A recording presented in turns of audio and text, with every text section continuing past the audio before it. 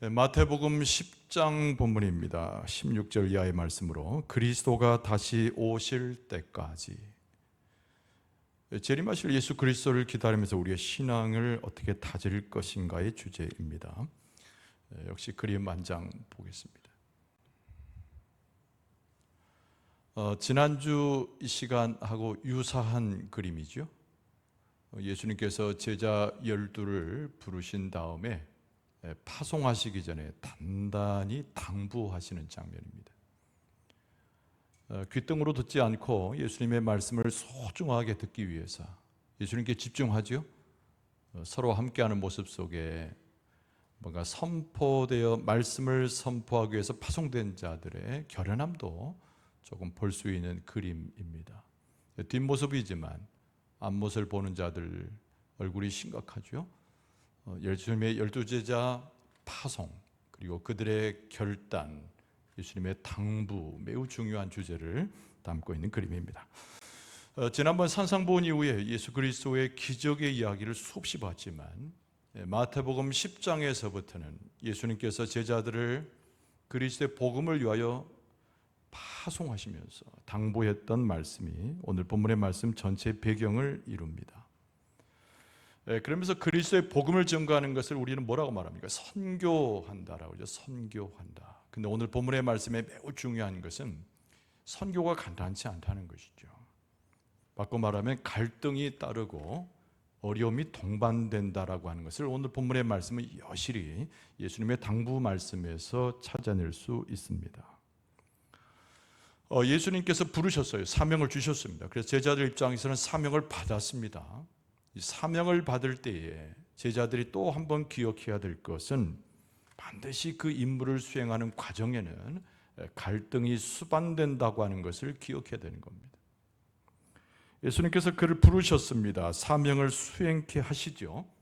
역시 제자들이 무엇을 기억해야 됩니까? 갈등을 피해갈 수 없다는 것도 기억할 수 있어야 됩니다.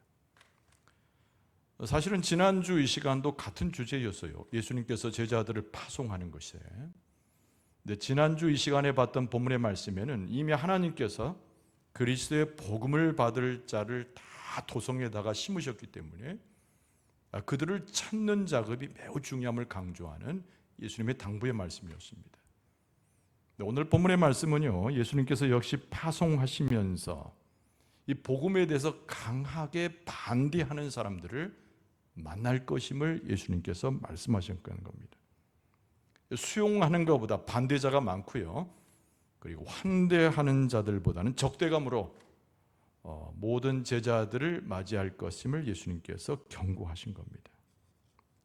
그러나 예수님께서 덧붙여서 오늘 주신 말씀이 힘이 되는 것은 두려워하지 말라, 이 말씀을 꼭 붙이고 계세요. 그래서 뭔가 험한 앞날이 예상되는 것 같고 그리스도의 복음을 증거하는 삶이 상당히 어려울 것 같이 전망되지만 예수님이 덧붙여서 계속 강조하시는 말씀은 두려워하지 말라는 거예요. 이 말씀이 오늘 전체의 본문을 뒷받침해 주고 있습니다. 예수님께서 세상 가운데 제자들을 파송하시면서 비유로 하신 말씀이 있습니다. 동물들을 비유하셨어요. 이리 가운데 양을 보내는 것 같다라고 비유에 말씀하셨습니다. 16절 말씀에 보면 보라 내가 너희를 보냄이 양을 이리 가운데로 보낸가 같도다. 그러므로 너희는 뱀같이 지혜롭고 비둘기같이 순결하라. 예수님께서 당부하시면서 비유로 제자들의 처지와 그리고 기억할 것에 대한 당부를 이렇게 동물 몇 마리로 비유를 하셨어요. 비둘기같이 순결하란 말이 굉장히 우리의 심령에 남지요. 예수 그리스도의 정결을 배우라는 뜻이기도 하지만은 우리의 행동과 복음을 증거하기 위한 선교 사역을 갈 때 우리 동기가 너무 중요하다는 것을 예수님께서 먼저 설명하신 겁니다. 이게 뱀처럼 지혜로울 필요가 있지만 더 중요한 것은 비둘기처럼 예수 그리스도의 복음을 받고 선포되고 세상 가운데 파송되는 사람은 그 동기에 있어서 그 행함의 근원에 있어서 아주 정결하고 하나님의 것으로 순결하고 그리고 죄 없는 상태로 나가고자 애써야 된다는 것을 강조한 말씀입니다. 우리의 모든 행동에는 이면이 있어요. 여러분, 우리가 고난을 당하고 어려움 속에도 이면이 있습니다. 우리가 잘못해서, 우리가 범죄함으로 어려움을 경험한다면 회개해야 되는 거예요. 그러나 그런 과정이 없이도 우리의 삶에 환난이 오고 예수님의 이름 때문에 고통받는다면 비둘기 같이 순결한 삶의 선포의 동기가 있어야 된다는 겁니다. 그래서 베드로전서 4장 15절 말씀에 보면 너희 중에 누구든지 살인이나 도둑질이나 악행이나 남의 일을 간섭하는 자로 고난을 받지 말려니와 만일 그리스도인으로 고난을 받으면 부끄러워하지 말고 도리어 그 이름으로 하나님께 영광을 돌리라. 이게 기본적인 오늘 공통 예수님의 비유의 말씀의 핵심적 포인트이니까 좀 기억할 필요가 있겠죠. 뱀처럼 좀 지혜로워야 되지만 비둘기같이 순결하게 범죄함으로 오는 환난의 이야기를 하신 것이 아니고 그리스도의 복음을 증거하는 삶을 살다가 당하는 어려움 속에서 어떻게 하나님의 은혜를 예수 그리스도의 보내심을 기억하느냐가 오늘 본문의 말씀의 핵심입니다. 자, 예수님의 당부의 첫 번째는 뭘까요? 여러분, 사람 앞에서 언행을 조심하라고 하는 예수님의 권면의 말씀입니다. 한번 따라서 할까요? 자, 세상 사람 앞에서 언행을 조심해야 합니다. 예수님께서 당부의 말씀이니까요. 우리들도 제자의 한 사람이 되어서 예수님의 이 당부의 말씀을 잘 들어야 됩니다. 제자들의 사명처럼 우리도 그리스도의 복음을 증거하기 위해서 세상 속에 파송되고 있으니까 예수님의 이 말씀과 당부를 기억하는 것은 당연합니다. 근데 예수님께서 세상 속에 보내면서 마음이 안타까워하셨지만 세상에 있는 사람들을 잘 경계할 것을 먼저 당부하셨습니다.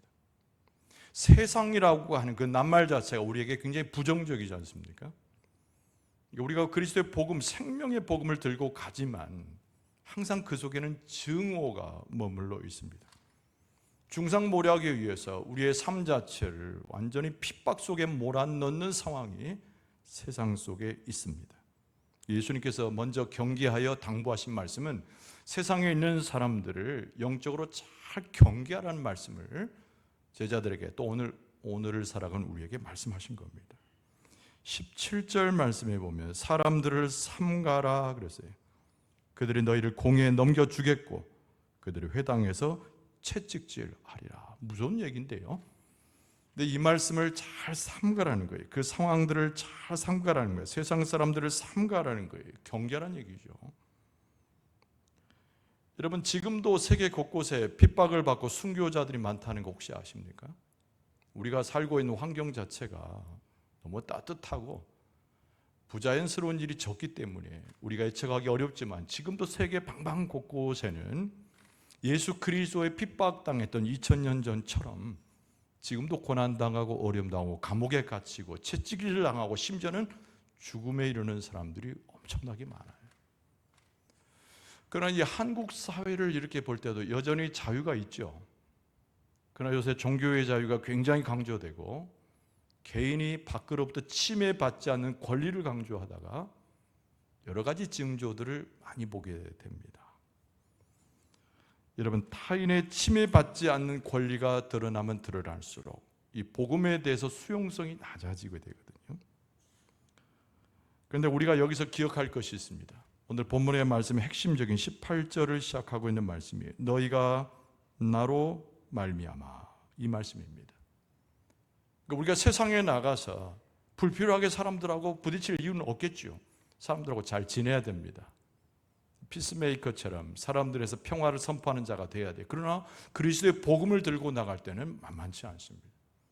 그러나 여기서 우리가 반드시 기억할 것은 18절에 나와 있는 대로 우리의 핍박, 우리가 혹시 환난에 들어가게 될 때는 그것이 우리 때문이 아니라는 거예요. 예수 그리스도의 복음을 멀리하는 세상이라고 하는 속성 때문에 우리가 그런 환난과 어려움을 겪게 될 것이라는 거죠. 그것이 18절을 시작하는 말씀이에요. 너희가 나로 말미암아 이런 환난을 당할 것이라고 하는 예수님의 말씀이죠. 아니 그냥 그저 그렇게 세상에서 잘 살 수 있어요. 덕을 드러내고 사람들과 적당히 교제하면서 잘 지낼 수 있습니다. 착한 사람만 만나고요. 그런데도 환란이 여전히 있는 것은 우리 앞길을 가로막고 핍박을 주고 심지어는 채찍질한다는 오늘 말씀처럼 우리의 그런 어려움이 들어올 수 있는 것은 오늘 18절 말씀대로 예수 그리스도가 우리 안에 있고 우리는 그리스도의 사명을 감당하는 자이기 때문에 이 복음을 멀리 할 수 있는 자들로 하여금 어려움을 겪을 수밖에 없다는 거예요. 그때 우리가 기억해야 됩니다. 한번 따라서 할까요? 성령이 우리를 도우십니다. 꼭 기억하세요. 그래서 예수님께서 그런 환난을 겪을 때 예수님 말씀하시긴 나 때문에, 예수님 하신 말씀이 나 때문에, 그 예수 당신, 예수 그리스도 당신, 예수님 때문에 그런 환난과 어려움에 들어갈 때 꼭 기억하라는 거예요. 누가 도우신다? 성령께서 도우시는 줄로 믿습니다. 성령께서 우리가 할 말을 가르쳐 주는 거예요. 어떻게 그 상황에 대처할 것인가도 일러준다는 겁니다. 그래서 오늘 본문의 말씀에 보면은 19절에 뭐라고 되어 있어요? 너희를 넘겨줄 때에 어떻게 또는 무엇을 말할까 염려하지 말라. 그때 너희에게 할 말을 주시리니. 그러세요. 20절 말씀이 너무 중요한데 말하는 이는 너희가 아니라 너희 속에서 말씀하시는 이 곧 너희 아버지의 성령이시니라. 이 성령은 우리를 깨닫게 하기도 하고 성령은 우리의 길을 가르치기도 하지만 실제로는 능력의 성령이에요. 그래서 우리가 환난이 있을 때, 어려움이 있을 때 우리를 막아주는 방패 역할도 하실 뿐만 아니라 어떤 말을 하고 어떤 행동을 하고 어떻게 대처하는 것까지도 간섭하신 분이 성령이세요. 예수 그리스도의 공생의 사역에 성령과 한 번도 예수님은 헤어진 적이 없습니다. 예수님의 십자가 위에서도 그렇고 성천하실 때도 그러하고 오늘 예수 그리스도를 따라가는 제자의 삶을 살아가는 우리들과 함께 하신 분이 하나님 보내신 바 하나님의 영인 성령인 줄로 믿습니다. 우리 환난을 경험할 때, 어려움을 경험할 때 네가 알아서 해라, 네 지혜로, 네 생각으로, 네 능력으로 알아서 해라, 절대 그렇게 우리를 내버려 두지 아니하신다는 거죠. 하나님 보내신 바 하나님 아버지의 성령, 그것이 20절 하반절에 나오지 않습니까? 여러분, 산상수훈 우리가 기억을 해보세요. 마태복음 5장에서 7장까지 산상수훈이었어요. 거기서 예수님께서 많이 중복되어 하신 말씀이 뭐냐면 하늘에 있는 아버지입니다. 그리고 너의 아버지, 나의 아버지. 구약 성경에도 보면은 다윗이 하나님을 늘 고백할 때마다 나의 하나님, 나의 하나님으로 고백하지 않았어요? 그러니까 성령은 다른 이의 성령이 아니에요. 우리가 감지할 수 없는 그 무엇이 아닙니다. 우리가 깨달을 수 없고 도저히 그 경지에 이를 수 있는 그 뭔가의 허망한 것이 성령이 아니에요. 성령은 바로 우리 곁에 계시고 우리의 삶의 근원이 되시고 우리의 능력이 되시고 우리의 고통과 환란 속에서 끄집어낼 수 있는 하나님의 영의 능력인 줄로 믿습니다. 예수님께서 기억하라는 것이죠. 내 이름 때문에, 예수님께서 말씀하시기를 내 이름 때문에, 예수 그리스도의 이름 때문에 핍박을 경험할 때, 아니 환난 겪지 않아도 되는데 세상에 나가서 사명 감당하다가 환난과 어려움을 만날 때 꼭 기억하라는 거예요. 예수님 당신이 말씀하기를 공생의 기간 동안 나와 함께 했던 그 성령이, 그리고 하나님이 너희들을 위해서 보내신 그 성령이 너희를 대신하여 말하고 생각나게 하고 어떻게 대처할 수 있는지를 가르쳐주고 너희들로 하여금 환난에서 끌어내도록 하나님의 능력으로 함께 하실 것이다. 그 예수님의 약속이에요. 이게 당부입니다. 예수님의 제자들이 별겁니까? 우리하고 거의 다르지 않아요. 신통방통한 사람들도 아닙니다. 능력 있는 사람도 아닙니다. 지식이 뛰어난 것도 아니에요. 그런데 그들이 무슨 힘으로? 예수 그리스도를 믿는 힘과 성령의 도우심의 역사 속에서 파송이 되어질 때, 아까 옹기종기 모여있는 그림 보셨잖아요. 예수님의 말씀을 철저히 새기려고, 그 말씀을 붙잡으려고 모이지 않았습니까? 오늘 하나님 앞에 예배하고 있는 우리의 심령, 주를 바라보는 간절한 우리 심령 위에 하나님 보내신 성령이 우리의 심령과 삶과 우리의 가는 길을 붙들어 주실 줄로 믿습니다. 이게 첫 번째. 두 번째는 뭐냐면 잘 인내할 수 있어야 됩니다. 한번 따라서 합시다. 인내로서 행해야 합니다. 이 두 번째, 인내가 굉장히 중요한 거예요. 예수님께서 험악한 말씀을 지금 많이 하고 계시거든요. 그게 잘 봐야 됩니다. 근데 여기서 참아내는 인내가 필요함을 알 수가 있습니다. 여러분, 우리에게 가장 가까운 사람이 누굽니까? 사람마다 다른 대답을 할 수 있지만 공통적으로는 가족이 제일 가깝죠. 부모 자식 간에, 형제 간이 가장 가까워요. 그런데 예수님께서 경고하시기를 그들이 너희들의 적이 되어 가지고 핍박의 무리들 중에 들어가거나 실제로 핍박의 장본인이 될 수 있음을 예수님 경고하신 겁니다. 21절 말씀에 장차 형제가 형제를, 아버지가 자식을 죽는 데 내주며 자식들이 부모를 대적하여 죽게 하리라. 이것은 세상의 험악한 상황을 그렇게 표현하고 있는 것이 아니고 그리스도의 복음을 증거하는 사람이 됐을 때 그 가족이 그를 그렇게 대할 수 있다는 것을 예수님께서 경고하신 겁니다. 배신이 일어나요. 반항합니다. 심지어는 형제 자매 가운데, 부모 자식 가운데 죽음 앞에까지 내어줄 수 있는 인간의 사악함과 그리고 마귀의 조종을 받은 세상 사람들의 모습을 여실히 드러낼 것임을 예수님께서 경고하신 겁니다. 여러분, 그때 어떻게 해야 돼요? 여러분, 그들을 똑같이 미워해야 됩니까? 아니죠. 인내하되 예수 그리스도의 이름으로 세워져야 될 줄로 믿습니다. 22절 말씀해 보면 또 너희가 내 이름으로 말미암아 모든 사람들에게 미움을 받을 것이니 끝까지 견디는 자는 구원을 얻으리라. 우리 가운데 무엇이 새겨져 있어요? 예수 그리스도의 십자가가 세워져 있어요. 할렐루야. 지난번에 고난주간에, 사순절주간에, 부활절을 지나면서 우리의 심령에, 영혼의 심령이 잘 새겨진 것이 뭐예요? 예수님께서 구원하시는 십자가가 새겨진 줄로 믿습니다. 우리의 소망이 무엇이 되었어요? 다시 살아나신 생명의 주관자이신 부활하신 주님께서 우리의 진정한, 우리의 모든 것의 소망이 된 줄로 믿습니다. 내 가장 가까운 사람이, 내가 정말 사랑하는 사람이, 부모 자식일 수도 있고 형제일 수도 있고 친구일 수도 있고 그 어떤 소중한 존재일 수 있는데 이 복음 때문에 나를 대적하고 심지어는 죽는 자에게 내줄 때 얼마나 고통이 심하냔 말이에요. 얼마나 배반감이 크냔 말이에요.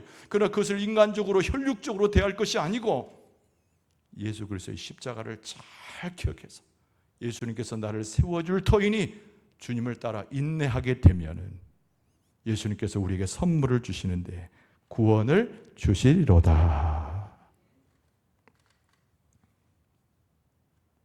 그래서 오늘 본문의 말씀에 예수님께서 아주 흥미로운 말씀을 하나 덧붙였는데요. 박해를 받을 때 도망할 수 있으면 도망하라고 말씀합니다. 무슨 예수님이 그런 말씀을 하셨을까 싶고 의심의 눈초리로 보지 마시고 오늘 성경 말씀에 보면은 23절에 이 동네에서 너희를 박해하거든 저 동네로 뭐라고 되어 있어요? 어원적이면 도망가라는 얘기니까. 해외에서 선교하는 사람들이 고난당할 때 죽음에 위치했을 때 막 도망가는 걸 비난하지 마세요. 중국에서 핍박이 있어 대만으로 건너오고 동남아시아로 넘겨온 선교사들 비난하지 말아요. 지혜롭게 한 겁니다. 하나님의 때를 기다리는 것이니까 도망가라는 거예요. 비둘기처럼 순결하기도 해야지만은 뱀처럼 지혜로워야 돼요. 뱀이 좋다는 뜻은 아니에요. 뱀에 대해서 굉장히 우리는 부정적이죠. 근데 지혜를 강조합니다. 때를 기다리는 지혜를 강조합니다. 여러분 사도행전에 보면은 사도 바울이 회심을 했습니다. 누구를 만나서? 예수님을 만나서. 근데 사도 바울의 회심의 이야기는 이스라엘 사람들, 유대인을 굉장히 자극시켰습니다. 그래서 바울을 죽이려고 해요. 다메섹을 빠져나오는 그 상황에 성문을 지켜서 바울을 죽이고자 했습니다. 어떻게 했습니까? 다른 제자들이 바구니를 구해다가 큰 바구니에다가 바울을 앉히고 성벽을 통과시켰어요. 도망가는 것이죠. 여러분 그뿐입니까? 정말 하나님께서 은혜를 주셔서 하나님의 역사 가운데서 여러분 사도 바울을 큰 인물로 세워주셨어요. 이방 복음, 이방 세계 복음을 전하는 것을 가능케 하셨잖아요. 근데 가는 곳마다 바울을 죽이려 한 자들이 있어가지고 심각한 것은 육체적으로 자꾸 바울을 건들려고 하는 거예요. 그때 바울을 보호해 줄 수 있었던 그 방패막이 뭔지 아십니까? 바울이 가지고 있었던 로마 시민권이죠. 바울은 길리기아 다소 사람이에요. 출신이. 근데 길리기아와 다소라고 하는 지역은 로마의 식민지이고 아마 추측건데, 정확하진 않지만 추측건데 바울의 부모가 로마의 시민권을 샀을 것으로 추측을 합니다. 그러니까 자식인 바울이 태어나면서부터 유대인이고 이스라엘 사람이면서 로마의 시민권을 가지게 되었던 거죠. 그래서 아무도 신체적으로 바울을 건들 수 없었어요. 아니, 성령이 보호하시면 되고 하나님께서 보호하시면 되고 예수님께서 함께 하시면 되지 무슨 로마의 시민권이 그에게 도움이 되었던가라고 묻는 사람은 어리석은 사람입니다. 하나님께서는 모든 환경을 통해서라도, 모든 사람을 통해서, 모든 필요한 것을 통해서 그리스도의 복음이 증거되도록 역사하여 주시는 줄로 믿습니다. 박해가 임할 때 나는 여기서 순교할래, 오리처럼 자리에 앉아 있으면 안 되는 거예요. 피할 수 있을 때 피하는 겁니다. 그것은 용기 없은 거 도망가는 것이 아니고 때를 기다리는 지혜를 가지고 그리스도의 복음을 훨씬 더 소중히 여기는 진지한 태도입니다. 그래서 혹시 제자들이 그럴까 봐 예수님께서 말씀하시면서 이것까지 일러주셨던 거예요. 그러면서 계속 예수님이 강조하신 것은 너희들이 복음을 전하다가 핍박을 경험하면 너희를 세상 사람들이 핍박한 것이 아니고 나의 복음 나를 핍박한 것이니 이상한 것으로 여기지 말라는 말씀을 계속 반복되이 말씀합니다. 여러분 25절 말씀에 보면 제자가 그 선생 같고 종이 그 상전 같으면 족하도다. 집주인을 바알세불이라 사람들이 그렇게 불렀는데 하물며 그 집 너희들 제자들인 사람이랴 라고 말씀한 거예요. 바알세불이 누구예요? 사탄의 왕 아니에요? 예수님을 그렇게 지칭하기도 했던 사람들이 너희들을 핍박하고 너희들을 모하게 이상하게 몰아가는 것이 전혀 나쁘지 않은 것이다 라고 예수님께서 설명하고 계시는 거죠. 그리고 무엇을 강조합니까? 무엇을? 예수님의 때에 다시 예수님께서 우리 가운데 오심을 강조하신 줄로 믿습니다. 23절로 보면은 내가 진실로 너에게 이르노니 이스라엘의 모든 동네를 다 다니지 못하여서 인자가 오리라. 할렐루야. 방송실에서 23절을 띄워줘야 되는데 23절 23절 저 떠 있는 거 한번 읽어봅시다. 시작. 내가 진실로 너에게 이르노니 이스라엘의 모든 동네를 다 다니지 못하여서 인자가 오리라. 할렐루야. 예수님께서 다시 오신다는 거죠. 그때까지 참고 기다리라는 겁니다. 인내하라고 하는 말씀을 여기서 주고 계신 거예요. 여러분 예수님께서 2000년 전에 오셔서 십자가를 지시고 사망 권세를 깨뜨리셔서 부활하시고 승천하셔서 우리에게 소망이 되신 것처럼 예수님께서 그 모습 그대로 우리 가운데 다시 오실 줄로 믿습니다. 매우 중요한 거예요. 이 고백이 너무 중요한 거예요. 예수님께서 다시 오시리라고 하는 재림의 신앙이 우리 가운데 분명히 있으면 우리가 그리스도의 복음을 증거하다가 고통당하고 업수임을 만나고 환난당해도 그 자체가 굉장히 가치 있는 일이 되어서 기쁨으로 인내하면서 예수님을 쫓아갈 수 있게 되는 것이. 그러면서 예수님께서 여러 절을 통해서 오늘 본문의 말씀의 하반부에 제자들을 붙들고서 제자들을 격려하신 말씀이 딴 것이 아니에요. 두려워하지 말라는 겁니다. 할렐루야. 두려워하지 말라. 하나님께서 예수 그리스도께서 우리를 찾아오셔서 환난과 궁핍에 있는 우리의 모습을 보시고 똑같이 우리를 격려하시고 함께해 주시는 줄로 믿습니다. 26절에서 31절까지 무려 6절을 통해 가지고 두려워하지 말라는 말이 반복되어 나와요. 3번 나옵니다. 여러분 성경 전체에 신구약 성경 66권 전체에 두려워하지 말라라고 하는 하나님의 음성이 몇 번 기록된 줄 아십니까? 세봤습니다. 제가 세본 것이 아니고 통계적으로. 놀라지 마십시오. 365번 나와요. 3분밖에 안 놀라네. 아니 숫자가 기미 묘무하지 않습니까? 365번 숫자로 365로 해야 머릿속에 바로 들어오네. 1년이 며칠이에요? 그러니까 아니야 우연한 것인지 하나님의 은혜인지 모르겠어요. 통계를 한 사람이 성경을 가지고 그 글자를 찾아서 해보니까 365번, 365회에 걸쳐서 두려워하지 말라는 하나님의 말씀이 기록됐다는 거예요. 매일마다 우리의 삶을 살아갈 때, 매일마다 그리스도의 복음을 증거할 때, 매일마다 혹시 핍박에 놓여져 있어도 뭐 하지 말라? 두려워하지 말라. 근데 왜 그럴까요? 왜 두려워하지 말라고 그랬을까요? 무조건 네 감정을 건드려서 하나님께서, 예수님께서 그렇게 격려하신 것이 아니고 이유가 있어요. 두려워하지 않을 이유. 첫째는 뭐냐면 결국 그리스도의 복음의 진리가 마귀 사탄의 악함을 이길 것이라는 거예요. 할렐루야.